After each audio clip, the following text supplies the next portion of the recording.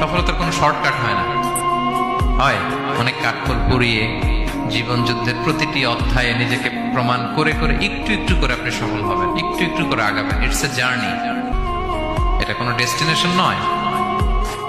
এবং সফল হওয়ার পথ পরিক্রমায় কোনো লিফট নেই, সিঁড়ি বেয়ে উপরে উঠতে হয়। কি বেয়ে? কিন্তু আমরা সফল হতে চাই কিভাবে? ডাইরেক্ট 100 তলায় আমি সফল, উপরে সবার উপরে আমি, এইভাবে চাই সফলতাটা। সবার উপরে উঠে যাব, গোল্ড মেডেল গলায় পরাই দিবে, আমরা সাকসেসফুল না। সফলতার রাস্তায় কোনো লিফট থাকে না। কি দিয়ে উঠতে হয়? সিঁড়ি বেয়ে ঘাম জড়িয়ে উঠতে হয়। দেখেন, শুধু আলোর মুখ দেখার জন্য মায়ের পেটে আমাদের কত সময় লাগছে বলেন তো?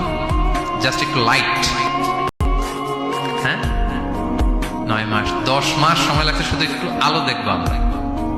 একটু আলোর মুখ দেখার জন্য আমার লাগছে 9 মাস। আর এখানে আমরা শর্টকাট খুঁজি, খালি কি খুঁজি? সফলতার কোনো শর্টকাট নেই। অল্প এফোর্টে যারা সফল হতে চায় এরা কোনোদিন সফল হয় না। ইউসুফ আলাইহিস সালামের জীবনীটা একটু খেয়াল করেন, একটু একটু করে তিনি সামনের দিকে গিয়েছেন এবং সবশেষে ইজিপ্টের ফিনান্স মিনিস্টার হয়েছেন। এজন্য ধৈর্য ধারণ করতে হবে।